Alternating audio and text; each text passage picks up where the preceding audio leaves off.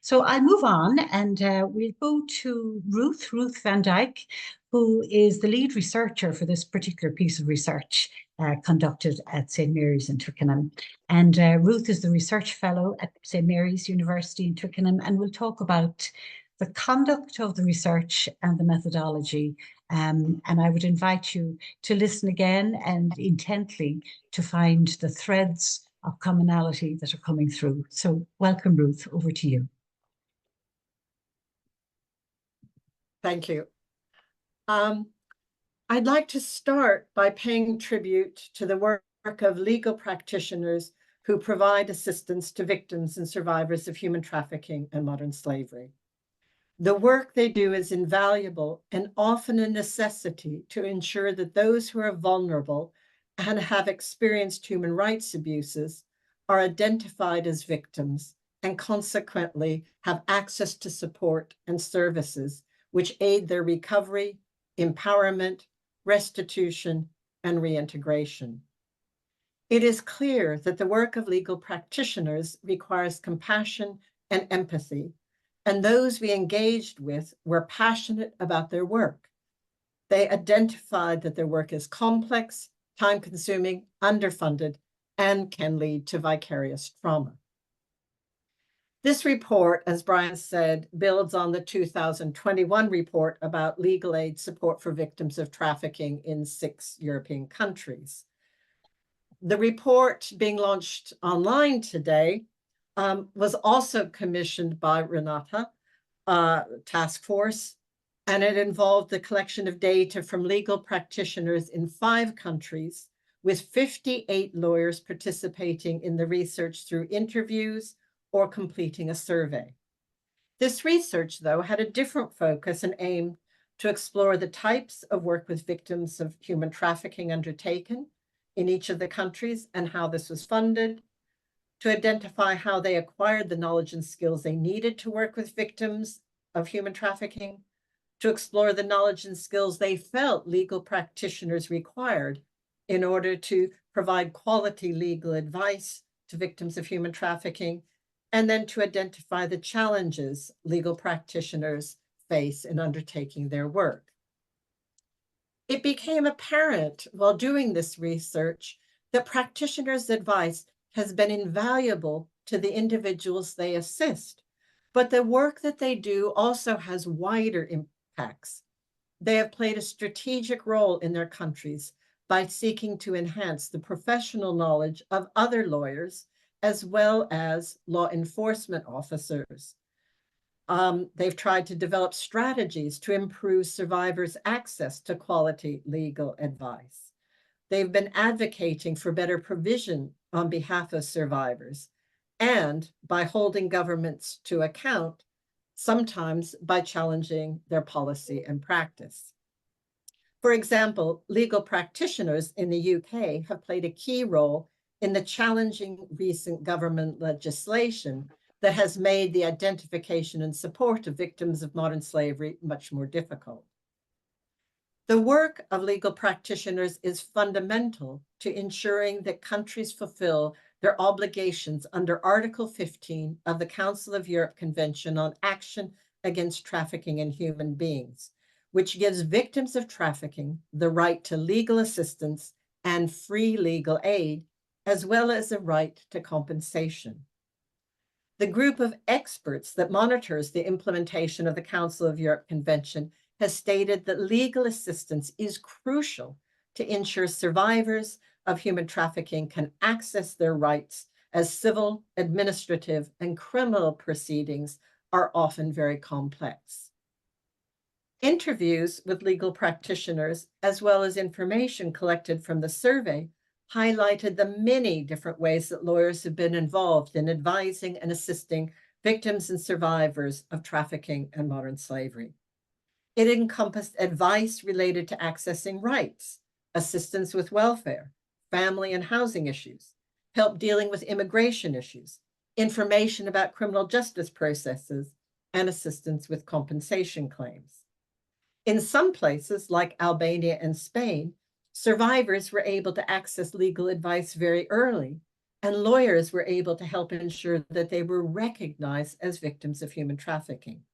This was especially important as police officers often have limited understanding of human trafficking and its indicators, and thus might not identify them. Thus, legal practitioners have played a role in the identification process and consequently ensured survivors were able to access protection and support.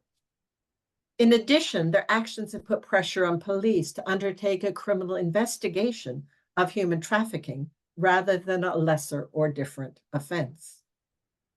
In some countries, there is a provision for legal assistance when survivors agree to participate in a criminal investigation and prosecution. This might entail information about how the criminal justice process works, as well as information about their rights, which might include a legal defense, which means they cannot be prosecuted for some offenses committed while being trafficked. A lawyer is thus available to look after survivors' interests and needs, which may not be adequately represented in systems where the focus of police officers, prosecutors, and defense lawyers is with the defendants. Bulgarian legal practitioners talked about how they might advocate on behalf of survivors who agreed to be witnesses in a criminal investigation. This is to ensure that police interviews were more victim-centered and thus limited in terms of time and number, because these can be re-traumatizing. Legal practitioners work in a variety of settings, but many of those that participated in the research work in specialist NGOs that offer support to victims of human trafficking. They were able to provide holistic and long-term support because legal assistance was a central part of the provision they offered.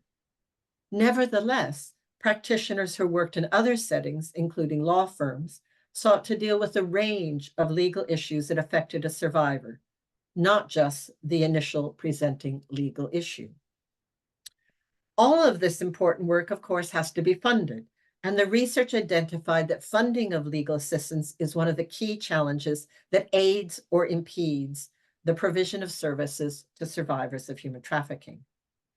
What is evident from this research, as well as other studies and Greta's monitoring reports, is that government funding of legal assistance for victims of human trafficking is inadequate. This was especially the case in relation to free legal aid schemes.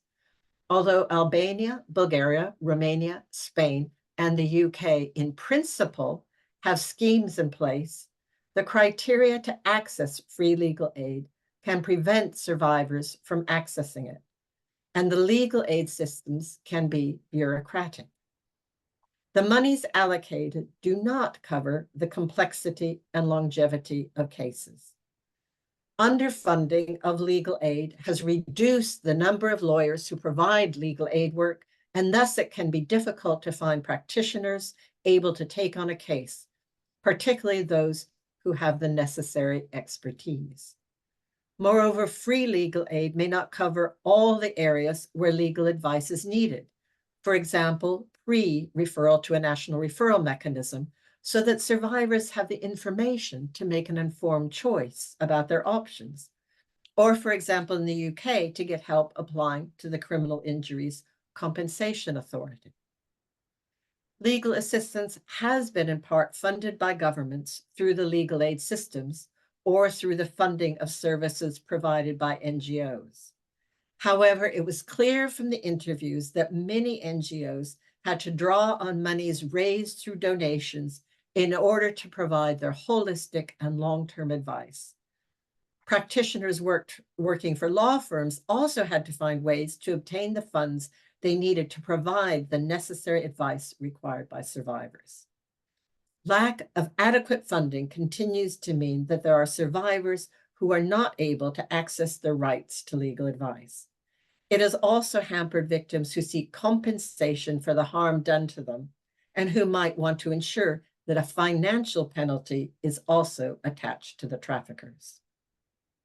Another key issue explored in the research is how practitioners acquired the knowledge and skills they needed to provide quality legal assistance to victims and survivors Except for Romania, most of the participants in the study indicated that they did not receive any formal legal education which covered human trafficking. Some had studied human rights or immigration laws or learned how to support victims of crime as part of their formal education, and this knowledge was useful in their work with survivors. However, most participants relied on a range of strategies to help them acquire the knowledge and skills they needed for their work. These included in-house training, shadowing legal practitioners, talking with and learning from colleagues, doing their own research, drawing on the expertise of practitioners in their network of key contacts, and attending specialist training sessions organized at local, regional, national, or international level. Nevertheless, practitioners indicated that learning had to be an ongoing activity because policy changed, and so too did human trafficking, in terms of victims' characteristics, forms of exploitation, and the means used by traffickers to control them. Legal practitioners identified the different kinds of knowledge and skills that lawyers would require to provide quality legal assistance. In fact, there were many similarities about the knowledge and skills required across the 5 countries. For example, it was said that lawyers who seek to work in the field of human trafficking need a clear understanding of what human trafficking is, including relevant indicators for identifying victims of trafficking, how human trafficking presents itself in their country, and some awareness of its effects on victims, for example, trauma. Without this clear understanding of the phenomena of human trafficking and how it is codified in law, they cannot act as survivor advocates. However, it was felt that it was not enough just to know national legislation that had an impact on human trafficking. Practitioners also needed to understand the international legal landscape that has set standards in case law on human trafficking. In addition, practitioners needed to understand the bigger policy landscape because of its implications for victims as they set out various entitlements for victim support and for establishing their immigration status. Understanding the impact of trauma on victims was considered crucial, as well as learning how practitioners could mitigate the risk of re-traumatization during their interaction with victims.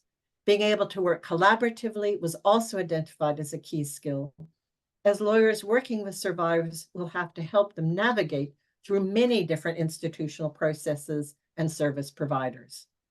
Treating survivors with respect and the ability to build trust were also identified as essential skills and necessary to creating a positive working relationship between legal practitioners and survivors. Lawyers will have to earn the trust of survivors they work with, as previously as victims of human trafficking, they have been lied to and betrayed by those who exploited them. The research also identified good practice that has been developed in all 5 European countries. It features a holistic response to survivors' legal needs, where practitioners have adopted a victim-centered and trauma-informed approach to their work. Moreover, it is one where, as a trusted professional, they accompany survivors on their recovery journey and in some cases continue to provide advice and advocacy in relation to emerging legal issues as they reintegrate into society. The report also illustrates the many ways that legal practitioners have also taken strategic action in order to improve practice, to develop the capacity of professionals to respond to human trafficking, and to advocating for policy change or to challenge government decisions in court. Finally, based on research findings, recommendations have been proposed for each country. They aim to address these critical gaps in legal assistance, collaborative responses, compensation schemes, and victim-centered support for survivors. So members of Renate may find these useful, as well as those for Renate going forward. So thank you very much for your attention and for having the chance to do this research and contribute towards the work that you are doing for the future. Thank you. Thank you very much, Ruth. That was a very comprehensive overview of the research as it has been conducted across the 5 countries and the commonalities that have appeared in the actual research, in the findings themselves. I think one of the elements that comes through all the time throughout the research, and you've given voice to this especially, is the extent to which the report illustrates the myriad and complex nature of services being provided by legal practitioners. It's not just a simple legal practice of giving legal advice. Clearly, Ruth has instanced the various occasions and formats of advice beyond legal advice that legal practitioners provide. This must truly stretch the individuals themselves, individuals who are not adequately trained and are not adequately paid for in terms of remuneration. But there's also the concern they're working with situations where there isn't adequate resourcing from government level to the victims and survivors of human trafficking, which has a cascade effect then on the extent to which legal practitioners can effectively bring good measure for those who have trusted them to take cases on their part. So we build upon the layers of information that this research is finding for us and providing us this afternoon.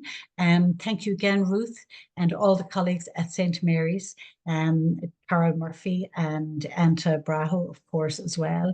I think we also have a few more colleagues who will be turning up this afternoon for the research.